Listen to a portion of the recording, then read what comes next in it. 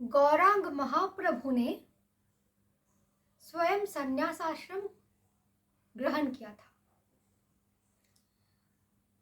तो उनके जो भक्त थे वे लोग भी उनके साथ संन्यास आश्रम गए। उन्होंने सबको विधि और निषेध का शिक्षा दिया,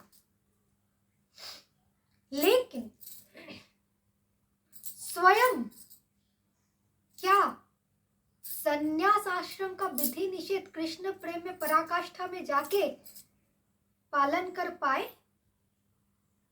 क्योंकि यह संभव नहीं, असंभव है। जो स्वयं अवतार है, जो स्वयं महापुरुष है, जो स्वयं भगवान है, जो स्वयं प्रेम मदिरा पान करके नित्य अघोर अवस्था में पड़े रहते हैं, उनके लिए क्या विधि और क्या निषेध? तो ये लोग तो असली महाराज है, भगवान है, लेकिन महाप्रभु ने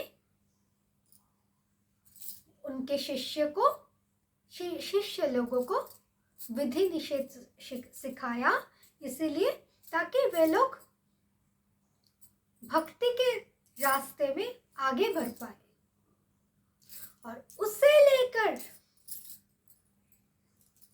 इतना विधि निषेध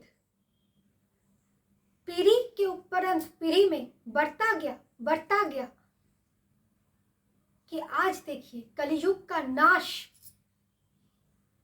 चाहो और कलियुग का नाश, सर्वनाश, और इसी पाखंडी वैष्णव को वजह से। क्या चैतन्य महाप्रभु स्वयं कृष्ण होकर नहीं जानते थे कि इसके वजह से और कलियुग आगे बढ़ेगा? वे जो कहना चाहते थे वो तो किसी ने समझा नहीं, क्योंकि वो समझाने के लिए नहीं आया था। जिन लोगों को इन्हें गिने को दो चार को उद्धार करने के लिए आए थे, बस उन लोगों के लिए आए थे। बाकी लोगों को नियम में बांध दिया, उलझा दिया।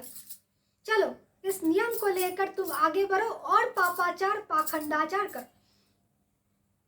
नियम ये खास तौर से बुरा मत मानना, और बुरा माने भी तो मुझे कुछ परवाह नहीं, क्योंकि मैं जो बोलती हूँ सत्य बोलती हूँ। ये जो गौड़ीय मठ है खास तौर से भगवान को विधि और निषेध से बांधते हैं। अरे मूर्ख, प्रेम से जिसे यशोदा से लेकर राधा तक बांध नहीं पाए, तुम विधि और निषेध से बांधोगे, भगवान को बांधोगे।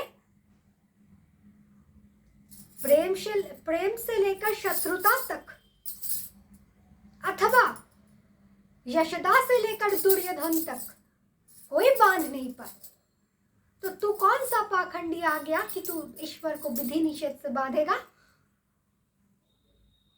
उस परम व्यापक परमद्वैत तत्व को बांधेगा?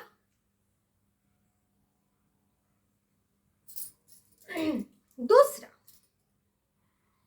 लोग कहते हैं वैष्णव अलग है, शैव अलग है, शाक्त अलग है, सब कुछ अलग है। ये खास तौर से वैष्णव लोग ज्यादा बोलते हैं, क्योंकि वो अपने को वैष्णव कहते हैं ना। पहले प्रवचन में कहा, वो जो वैष्णव बोलते हैं अपने को, उसे झापड़ लगाना चाहिए, क्योंकि सबसे बड़ा पाखंडी वो है वैष्णव, जो अपने को वैष्णव कहते हैं। क्योंकि सारे सृष्टि तो वैष्णवी शक्ति है, सारे सृष्टि तो विष्णु का ही है, तो कोई एक संप्रदाय तो वैष्णव नहीं हो सकता है ना।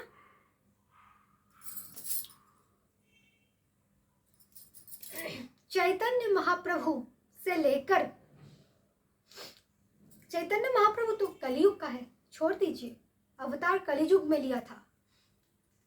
श्री रामचंद्र से लेकर सब के सब अवतार का एक गूढ़ रहस्य होता है अवतार काल का, कि वो और बढ़ावा देता कि युग का अंत आ ही जाए। जैसे परशुराम जी सत्ययुग को बढ़ावा दिया तो त्रेता आए। राम ने मर्यादा पुरुषोत्तम होकर सीता का त्याग कलंक आदि जो कुछ भी हुआ उसके द्वारा द्वापर को ललकारा, इसलिए द्रौपदी वस्त्र हरण हुआ।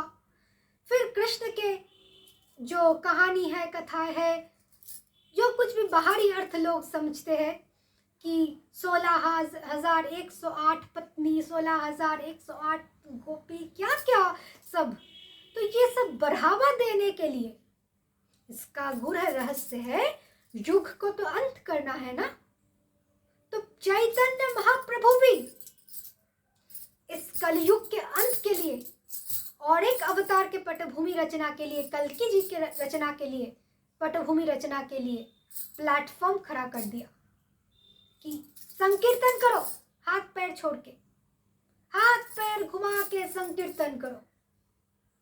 लेकिन ये नहीं बताया कि जब सारे तत्व हर में लय होगा, जब कोई बोध नहीं रहेगा, शरीर का अघोर अवस्था हो जाएगा, तब ये जो हाथ है ना, इंद्रदेव अपना कर्तृत्वाभिमान भूल जाएगा, अपने आप खींचेगा। नृत्य करने के लिए कहा, नृत्य करो, अरे नृत्य करो, नृत्य का मुद्रा, ये जब वैद्युतिक तरंगे खींचेगा ना सहस्त्रार की ओर, ये नृत्य का पोस्चर अपने आप आएगा। हर एक पोस्चर, जैसे कि फूल, जैसे कि भौरा, अपने आप आएगा। जिसे आप मादनाख्य प्रेम की राधा भाव में उद्धव का गमन बोलते हैं कि उद्धव आए थे कृष्ण का संदेश लेकर और राधा देख रहे हैं भ्रमर।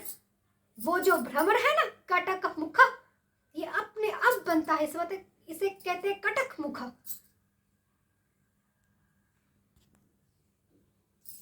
ये जो मुद्रा है परमहंस मुद्रा, ये अपने आप बनता है।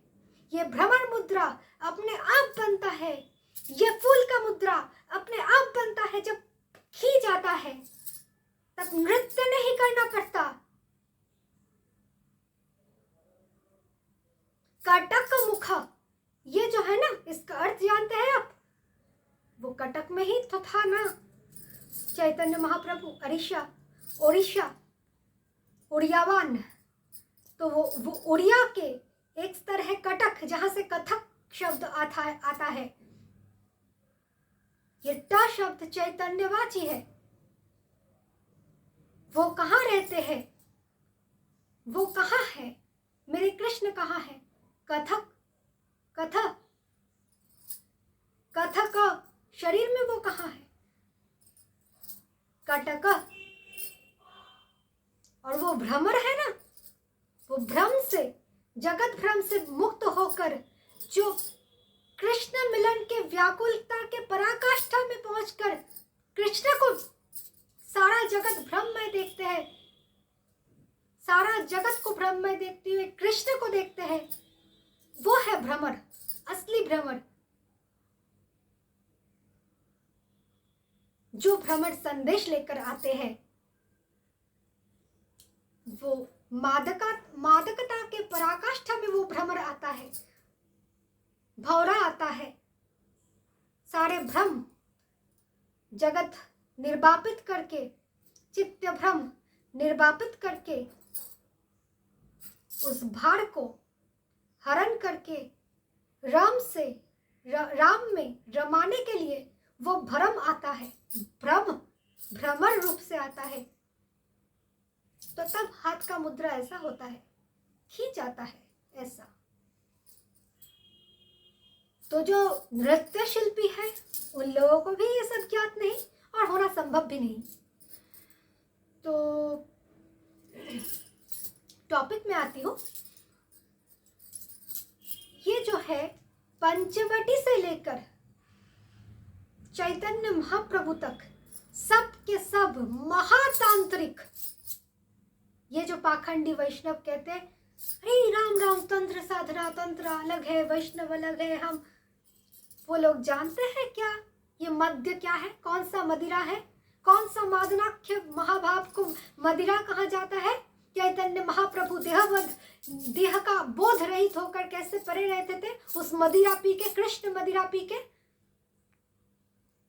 राधा कैसे परी रहती थी वो कृष्ण मदिरा पी के। वो राधा आराधिका कैसे परी रहती है? तो एक शैव को भी अघोर संबोधित किया जाता है। कुछ कुछ शैव है जिसे जो लेप लगाते हैं, जो नग्न होकर रहता है, उसे अघोर कहा जाता है, लेकिन वो असलियत में अघोर है नहीं।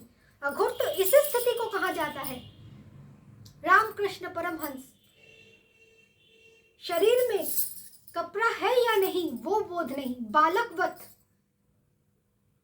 जहां और कुछ दिखाई ही नहीं देता, अपने इष्ट के अतिरिक्त, अपने आत्मा के अतिरिक्त और कुछ बोध ही ना हो, वही है असली मदिरापान, वही है असली मद्य। और ये जो पंचवटी का रामलीला में शूर्पणखा राक्षसी, वो तो जो लोग रामायण पढ़ेगा जान ही जाएगा, वो भी पंचम आकार का साधना ही है। कैसे? वो पंचम आकार जो है, वो आकार शब्द का अर्थ ब्रह्मा है, और ये जो पंचवट है दो है। एक चीज है अश्वत्थ, एक है वट। अश्वत्थ है संसार जिसमें इच्छाएं रहते हैं, इच्छा शक्ति रहते हैं, वो अश्वत्थ है। और जो वट है वो बृहत ब्रह्म स्वरूप है, जिसका प्राण बृहत मुखी है, बृहत बन के और धावित होते हैं, वो है वट। जो पंचवटी से लेकर शुरू होता है लीला और वंशी बट तक जाते हैं वो लीलाएं, वंशी बट तक। फिर वो मदिरा शूर्पणखा ने भी पिया। वो शूर्पणखा कोई पर्सनैलिटी दूसरा तो है नहीं, एक के ही धराकाश में घटित हो रहा है। एक दशरथ वही यात्रा कर रहा है दशानन तक, जो पढ़ेगा वो समझेगा। और फिर वो मुद्रा बनते हैं अपने आप समुद्र में आके। वो जब विरह अग्नि में, अशोक वाटिका में, कभी शोक में तप्त होता है, तब अपने आप जिह्वा उलटकर हनुमंत का मुद्रा बनते हैं, समुद्र तट में आता है, मुद्रा बनता है। मत्स्य मैं ही वो हूं, वो ही मैं। ये तत्व को समझाने के लिए वाली एवं सुग्रीव आता है। कौन मैं ही राम, राम ही मैं। वाली नहीं, मैं जीवत्व नहीं, मैं राम हूं, राम का हूं। मत्स्य मेरा ही अंश जीव मुझे परेशान कर रहा है, जीव भाव बाली मुझे परेशान कर रही है। ये तत्व मत्स्य है। मैथुन वो तो मंथन से शुरू होता है, विदेह नगरी से शुरू होता है, जनक जी से शुरू होता है, जिस देह बोध रहित हो जाना।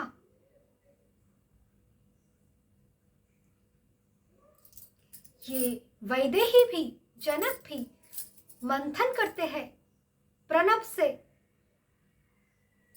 प्रणव द्वारा मन को मथा जाता है, तब जाके वो विदेहराज बनता है, और तब जाके मंथन करने के लिए 14 भुवन के लिए मंथरावृत्ति द्वारा प्रेरित होता है।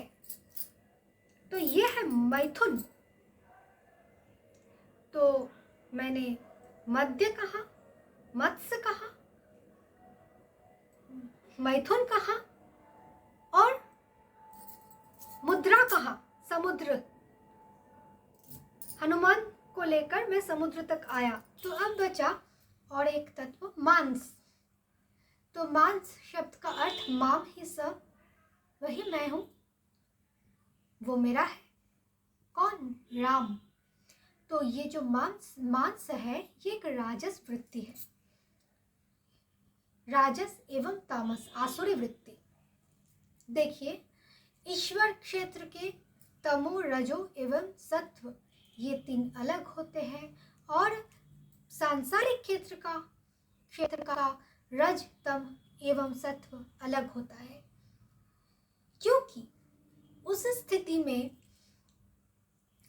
मांस जो होता है वो ये चेतना होती है कि सारे के सारे जो शरीर है मांस से बना हुआ है, रक्त से बना हुआ है, वो सारे के सारे म का आहार है, यानी कि हर का आहार है, जो विशेष रूप से हरि से मिलाएगा, परिचय कराएगा।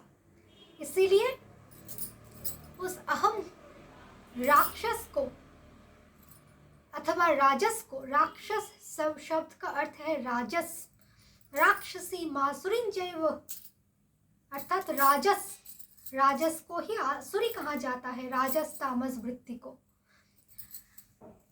तो इसीलिए वो जो लंका कांड है वो है मांस, जहां रामेश्वर प्रतिष्ठा के बाद हर तत्व द्वारा